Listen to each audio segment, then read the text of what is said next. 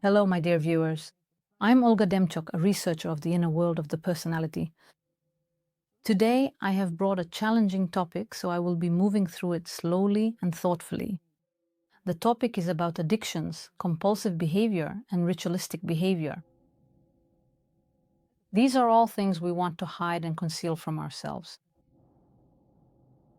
When a person enters the topic of their own addictions, they usually do so with their sleeves rolled up, with a real desire to understand what is happening and to resolve it all.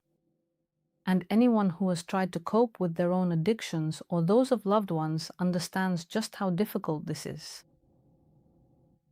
And before we dive into this topic, I would like you to leave a few things at the door.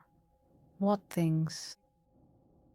Consider things like judgment, the harsh judgment of anyone who is truly dependent, whether that is yourself or indeed other people. It is crucial that you do not allow yourself to judge them. Leave behind any indignation about this. How could someone do that? And leave behind that dissatisfaction as well. Everyone has their secrets. Everyone has something hidden, a place where a person lives a different life, which we will talk about. Everyone has this. Many people often fail to consider their own personal dependencies as a significant issue. They justify them with some external circumstances. It's like drinking alcohol. When life becomes unbearable, someone has pushed you to your limit when it's impossible to endure.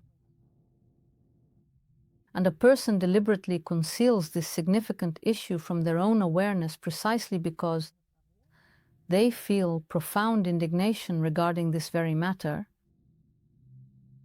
That is, a person perceives it as something so disgusting, so shameful to themselves, that to call things by their proper names is unbearable. When we talk about dependencies, most often, as I hear in discussions, people tell me that they are substituting something.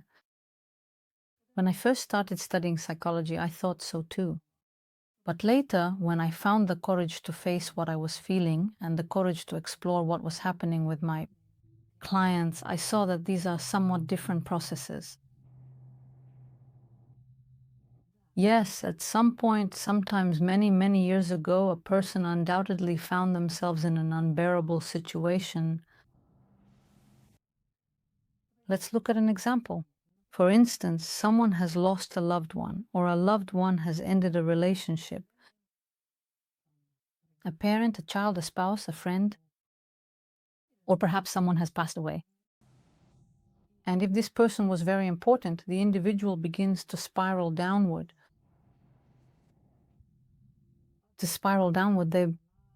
What does this mean? They do not want to accept the painful reality, where what I want is no longer there any longer. In other words, that reality in which this is no longer present. For example, the loss of a job, the loss of a large sum of money, the loss of status. The individual refuses to live in a reality where what they were accustomed to is gone. And that is why it feels like a fall. That is, a person falls from a certain height at which they once were.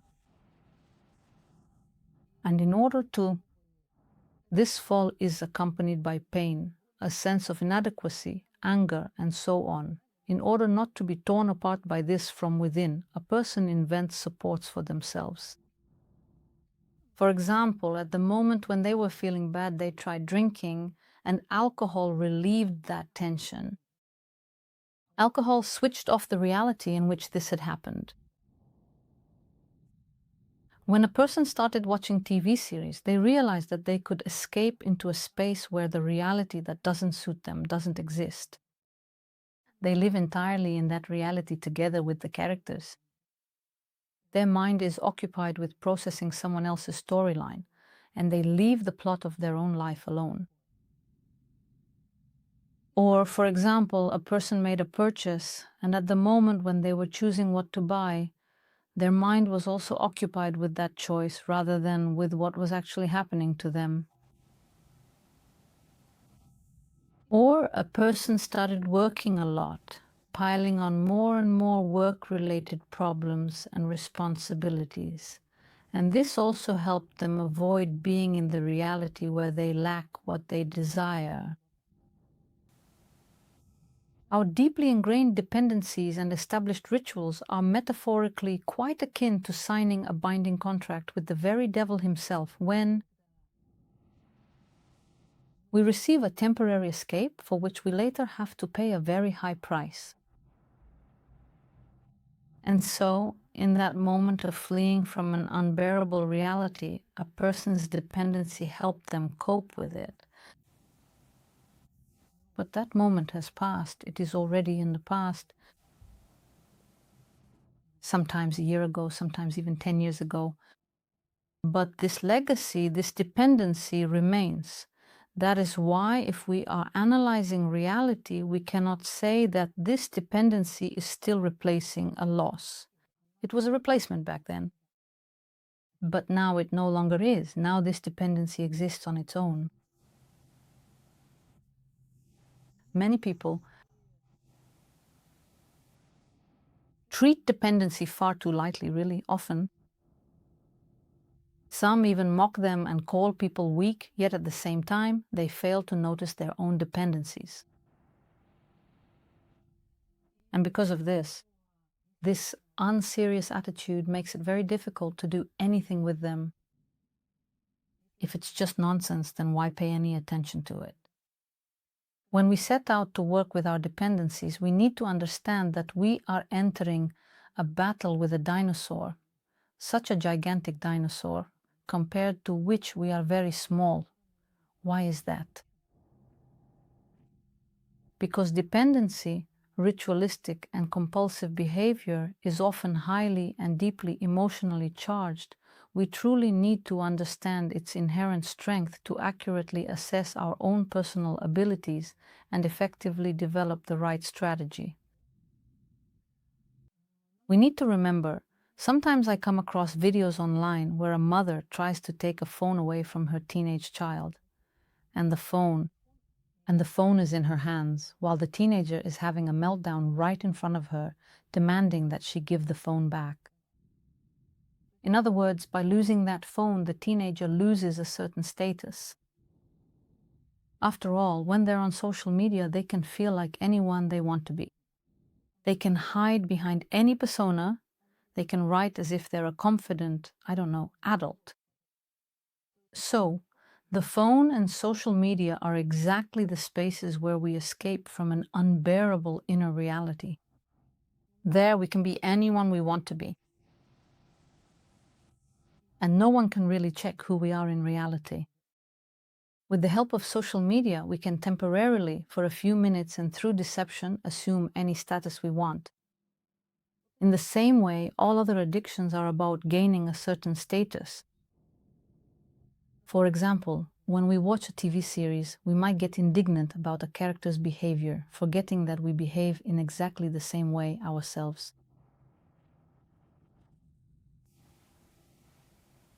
Why does the addiction to ritualistic and compulsive behavior have such power? First of all, we miss the moment when we enter into this process. That is, both the moment we enter and the moment we exit go unnoticed by us, even though that's exactly when all these mechanisms are activated. A person enters without willpower and somehow exits as well. They do not make a conscious choice when entering.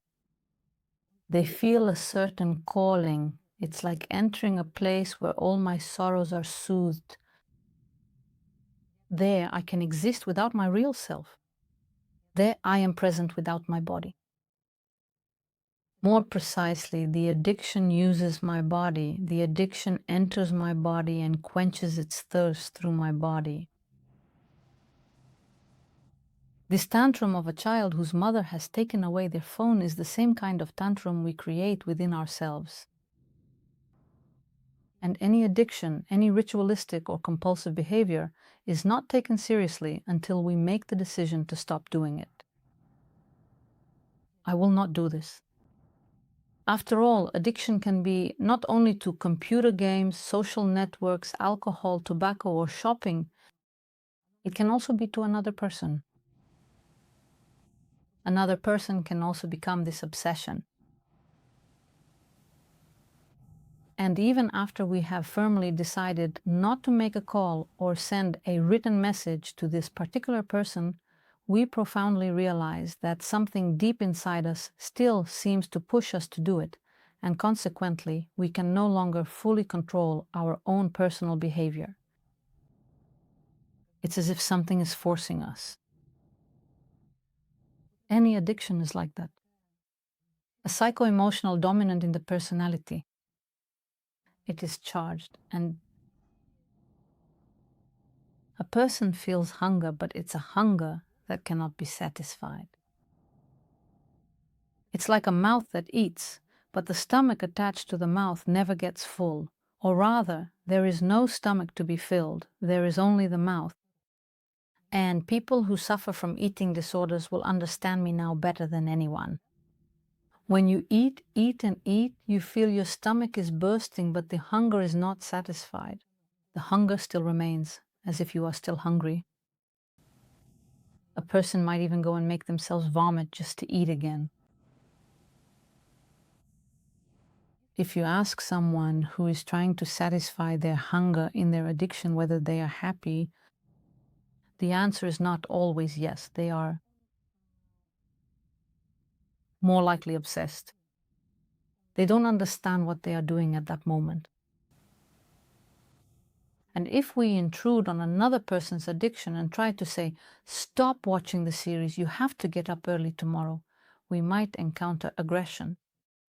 In the same way, we create this inner conflict within ourselves when a timid voice of reason says, that's enough alcohol, you have to get up tomorrow, or let's stop watching the series, tomorrow is a new day. Or stop scrolling through social media, look, you're doing it mechanically.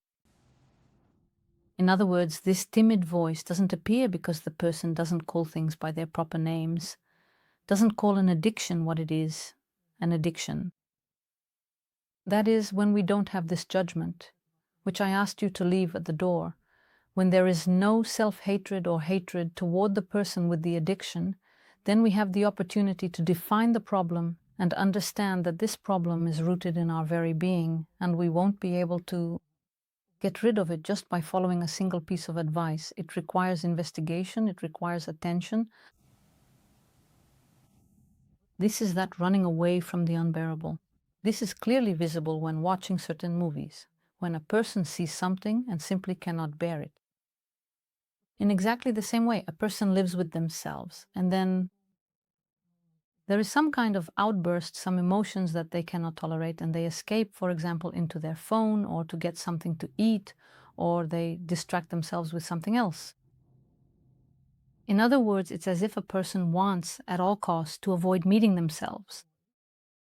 And addiction or ritualistic behavior becomes a kind of refuge where a person can hide. It's as if a veil is thrown over the person and they disappear. I'm not here, just like children hide and say, I'm not here. A person squeezes their eyes shut and hides from reality.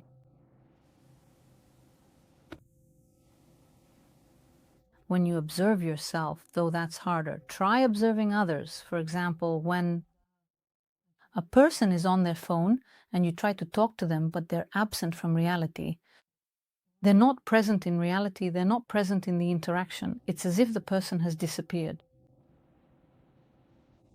These obsessive thoughts, these endless corridors, they arise when a person wants to finish thinking a thought in order to reach a conclusion that suits them. When a person isn't analyzing, but rather tries to shuffle the facts around in their mind. So we find ourselves deeply immersed inside the dependency, without any judgment, without any indignation whatsoever. Let's approach this calmly and maturely, like intelligent, kind people. We are within it, and first of all, we acknowledge its strength. We understand that it has arisen, as an opportunity to escape from reality. And at the initial stage of getting to know it, we need to identify the entry point. Here I am entering it. This entry point, its fixation, is helpful to keep a part of our consciousness awake, because addiction or an obsessive thought tends to shut down all awareness. But we consciously maintain the entry point, and then, as if not completely asleep, we immerse ourselves there, not entirely ceasing to exist within it. We find ourselves within it and recognize our helplessness. We realize that this call from within, this hunger, is so powerful that we cannot stop ourselves from acting on it. And this observation must be free of anger, because if the moment we begin to feel disgust toward ourselves in this state, we are immediately thrown out of it. We would rather erase our memory, but continue to play out this game of addiction. In other words, entering into it with intense hatred and harsh judgment will absolutely guarantee that you achieve zero results. I am in it. I realize that I am already caught in this web. And the last thing I want is to keep my awareness switched on, because it is unbearable for me to recognize my own weakness. I keep my awareness switched on because I have let go of hatred and judgment. I observe what is happening to me. I understand that I won't get out of it quickly. But even a faint, weak little voice at the edge of my awareness that says, stop. Let's try to stop now. Let's try to stop right now. If this voice inside is aggressive, scolding, and then a sudden, sharp, and very intense change in tone, you will prefer to switch off your awareness. Because this game needs to be played out to the end. And let this game play out, but we need to bargain for time. We need to let it happen, but for a shorter period of time. I am inside this dependency. I have already entered this game.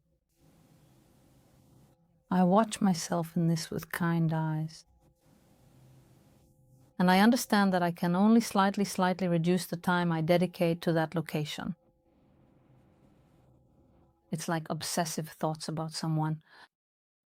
When we think about someone, we need to realize that we've entered into this obsession and not try to justify it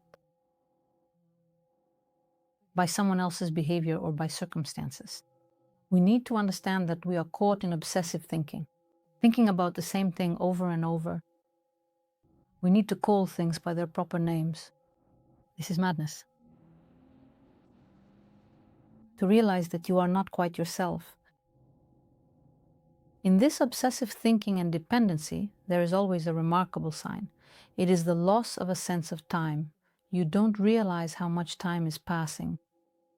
In other words, it's a disconnection from reality when you can't say how long you've already been there.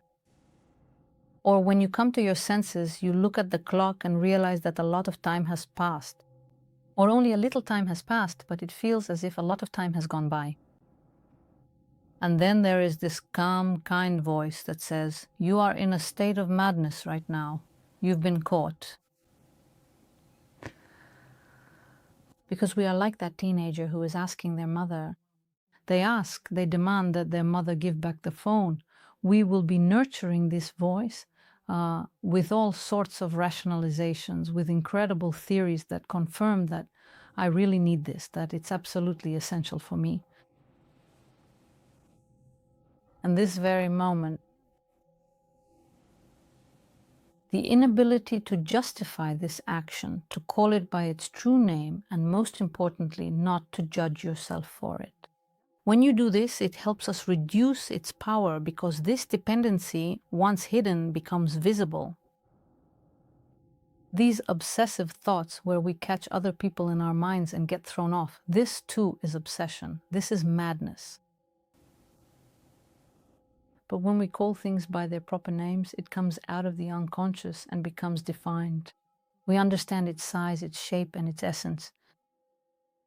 That is, when it is submerged in the unconscious, we have less, we cannot control it consciously. But when it is brought out, when it is named by our consciousness, then we can actually do something about it. And this is not about judgment. When I see it, it is by no means about condemning it. Because people judge, they end up having to be blind and deaf to themselves. And because of this, they can't change anything. I do not judge. And sometimes in the morning after you've watched a series all night, you wake up feeling completely out of it. Or maybe you drank alcohol or bought something for yourself or played computer games or kept thinking about someone. And this very shame prevents us from acknowledging the problem. So it turns out that we realize we're doing something wrong, but shame seems to compensate for it as if it washes the dirty clothes clean. It's like we ourselves consider it bad, and the one who judges it as bad remains unstained, as if it's not me doing it, but something inside me, someone else.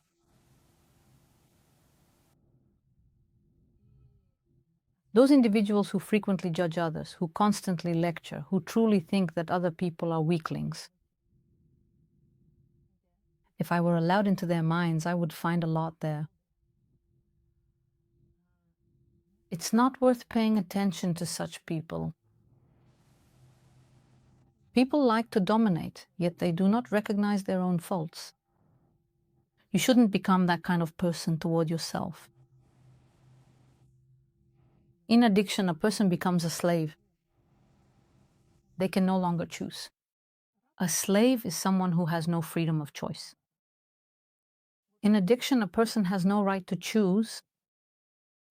In fact, just so you understand how powerful this problem is, it's actually like a maniac who catches you.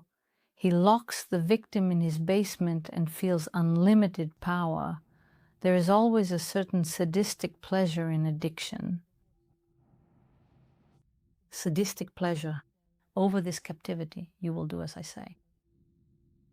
Even though this dialogue is happening inside yourself, when you drag another person into your mind, you also become like a sadist.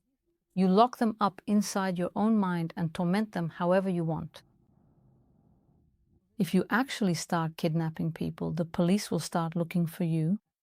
But when it happens in your mind, it's as if it doesn't count. If no one sees my addiction, then it doesn't count. And even if someone does notice, I'll just say, well, my nerves were frayed, that's why I did it. I can't handle it, so that's why I do it.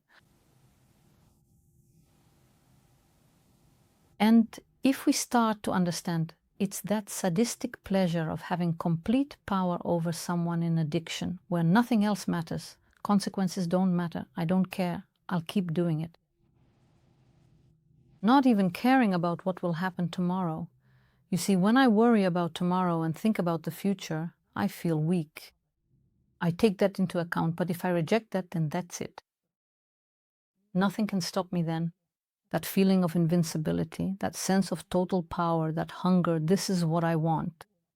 At some point it formed. It's not really a desire, it's more like something elusive, a kind of I want, but still I satisfy that hunger and do what I want. And in addiction, there is always this devilish absolute power over the personality where I can do whatever I want with this body. I can mock it, use it to satisfy my hunger. So when we fall into addiction, let's be clear.